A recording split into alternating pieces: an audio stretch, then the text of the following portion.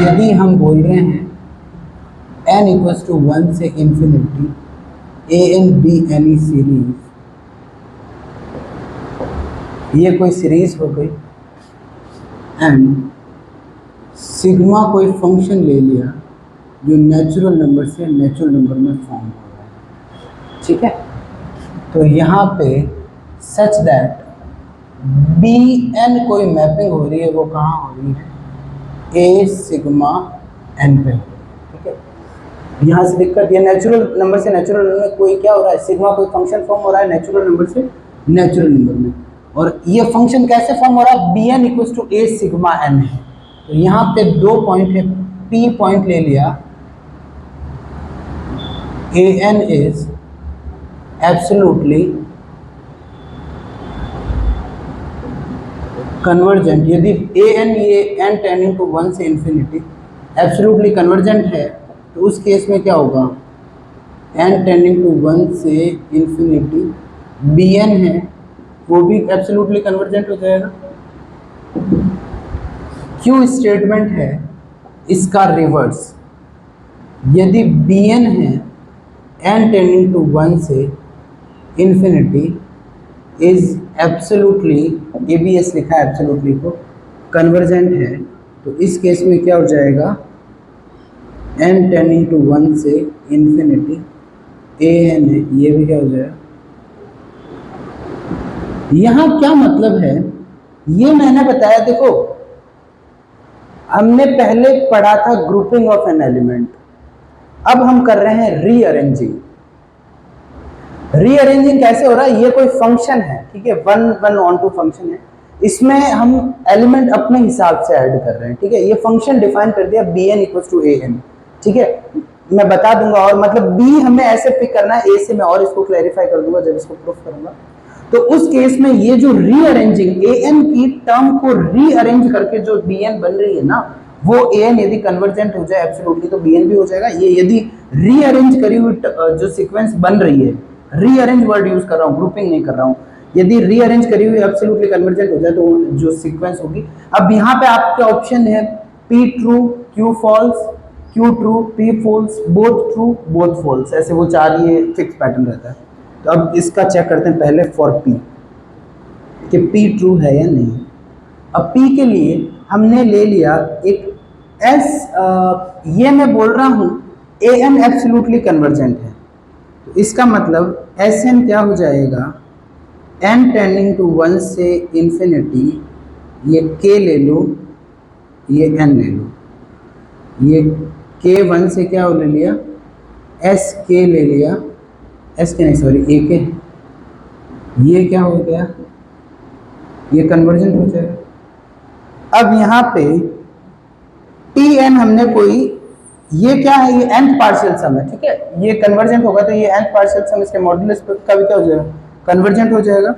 k equals to 1 से क्या हो गया, n हो गया, और ये b k का मॉड्यूलस क्या हो गया, ये भी क्या हो गया, कन्वर्जेंट। मेरी बात समझे।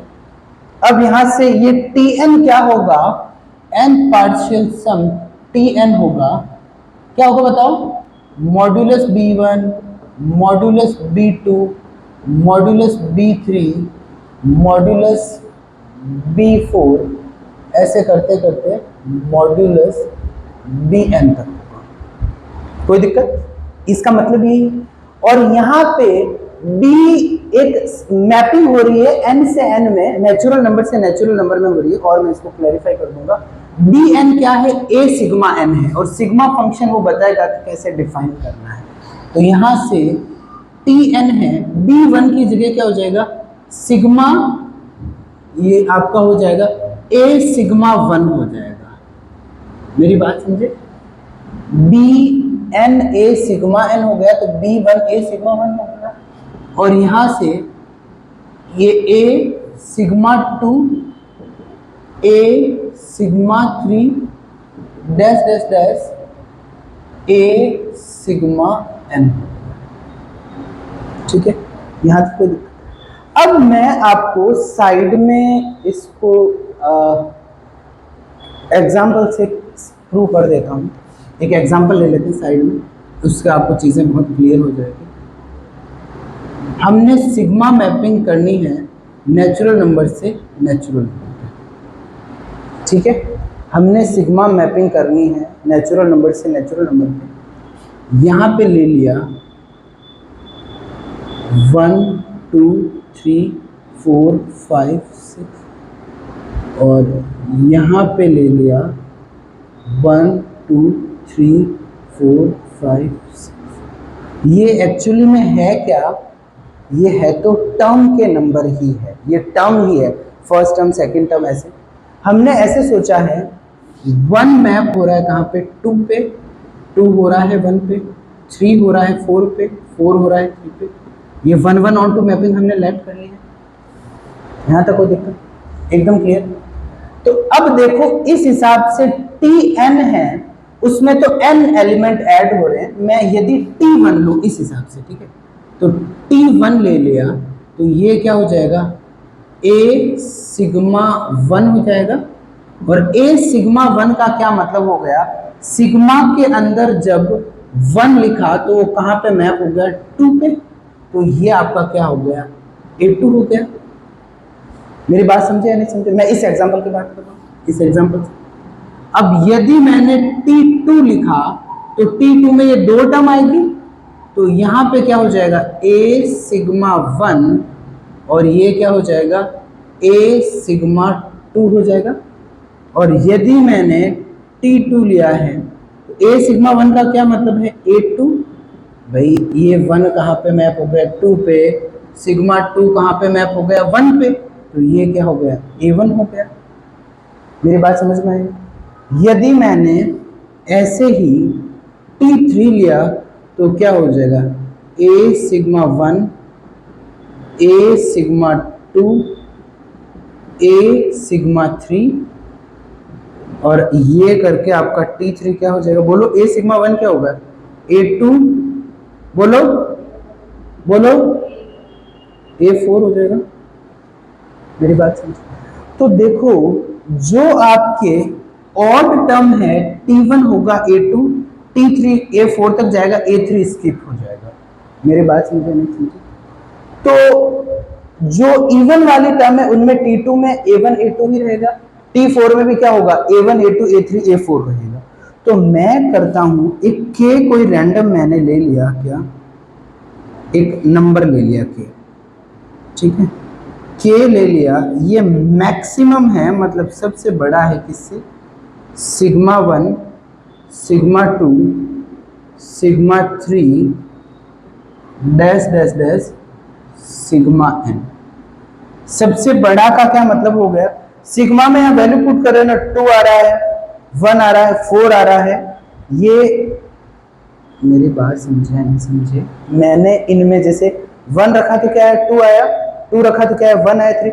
ऐसे करके मैंने सबसे बड़ा वाला ले लिया। तो इस केस में ये क्या हो जाएगा? K 4 हो जाएगा। क्यों? क्योंकि इसमें 2 1 और 4 है वैल्यू, तो इस केस में K क्या हो जाएगा? 4 हो जाएगा, ठीक है। इससे पहले वाले केस में K क्या हो जाएगा? 2 हो जाएगा। मेरी बात समझ में आ रही है नहीं? तो यहां से मुझे बताओ, यहां से जो SK होगा उसमें एलिमेंट क्या होंगे बताओ? A1 A2 dash dash dash, यहाँ A K तक जाएंगे। मेरी बात समझ में आई या नहीं? Can I erase that?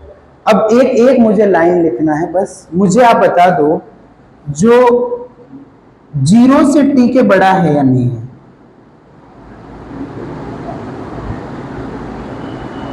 क्योंकि T के मॉड्यूलस है, इट इज ग्रेटर देन 0। और S K से छोटा है या नहीं? क्यों है छोटा? क्योंकि जब K क्या हो जाएगा? 4 और ऐसा हो जाएगा। मेरी बात समझ रहे हो? एक केस तो ये है, इसमें तो SK में एक एलिमेंट ज्यादा होगा। दूसरा वाला केस है ये वाला, जब मेरी बात समझे, और उसमें दोनों क्या होंगे? बराबर होंगे। तो T के हमेशा SK से छोटा, ठीक है। और बात सुनो, और SK क्या है? मेरी बात समझे? ये है इसका, और ये क्या है? कन्वर्जेंट है। कन्वर्जेंट है या नहीं है? भाई ए कोई तो ऐड करा है, तो कन्वर्जेंट है, मतलब ये कोई फाइनाइट वैल्यू देगा। 0 एक फाइनाइट वैल्यू है, ये एक फाइनाइट वैल्यू है। तो T के जो है वो क्या है? बाउंडेड है। बाउंडेड है या नहीं है? बाउंडेड, एवरी बाउंडेड, बाउंडेड हो गया ना, तो क्या हो जाएगा बोलो? Every bounded series has at least one limit point हो जाएगा। तो यहां से क्या हो जाएगा, इसके एक एटलीस्ट वन लिमिट पॉइंट हो जाएगा। और दूसरा ये मोनोटोनिक इंक्रीजिंग है, क्यों है? मॉड्यूलस है, हर टर्म ऐड हो रही है इसमें, इस सीरीज में जैसे आगे जा रहे हो हर टर्म ऐड हो रही है, तो ये बाउंडेड और मोनोटोनिक इंक्रीजिंग है। इसका मतलब क्या हो जाएगा? बिल्कुल सही। और यदि ये इसका मॉड्यूलस कन्वर्जेंट हो जाएगा, मतलब ये क्या हो गया? एब्सोल्युटली कन्वर्जेंट हो जाएगा। तो यहां से लिख दूं, ये आपका टी है वो क्या हो जाएगा? टी एन है ना, T N is bounded and, bounded and monotonic increasing. समझ में आया नहीं आया? इसका मतलब क्या हो जाएगा? इसका मतलब ये P है, ये क्या हो जाएगा? करेक्ट हो गया। मेरी बात समझ में आई या नहीं?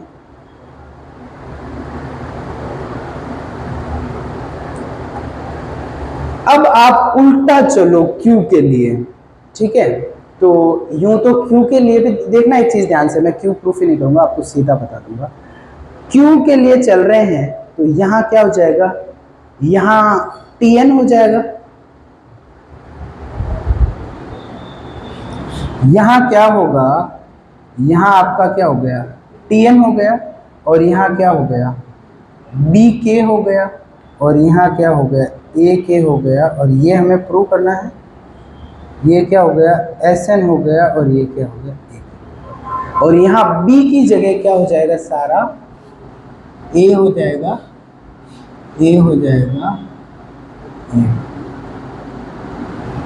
अब देखना है बहुत ध्यान से, B की जगह सारा क्या हो जाएगा? A A A A और ये क्या हो जाएगा? B सिग्मा इनवर्स, और ये भी आपका क्या हो जाएगा? B sigma, B sigma inverse, B sigma inverse, और ये क्या हो गया? B sigma. देखो, यदि मैपिंग नेचुरल नंबर से नेचुरल नंबर में हो रही है, यहां पे मैपिंग क्या हो रही है? यहां हो रही है B N equals to A sigma N है। मेरी बात समझे या नहीं समझे? तो ए इक्वल्स टू क्या हो जाएगा? ए एन इक्वल्स टू क्या हो जाएगा? बी सिग्मा इनवर्स एन हो जाएगा। बात तो हुई है, बस ये दोनों चीजें चेंज हुई है। मेरी बात समझे? इधर क्या, इधर पुट क्या कर रहे हैं?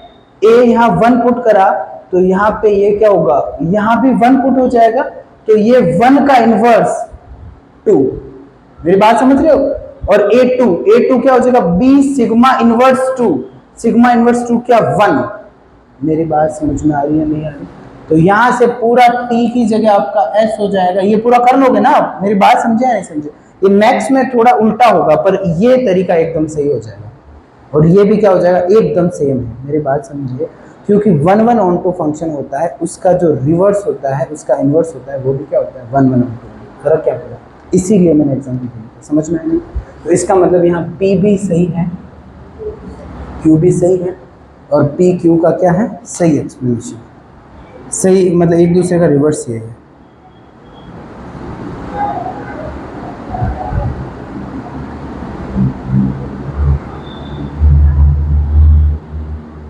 ठीक है, अब बाकी लेंगे कल।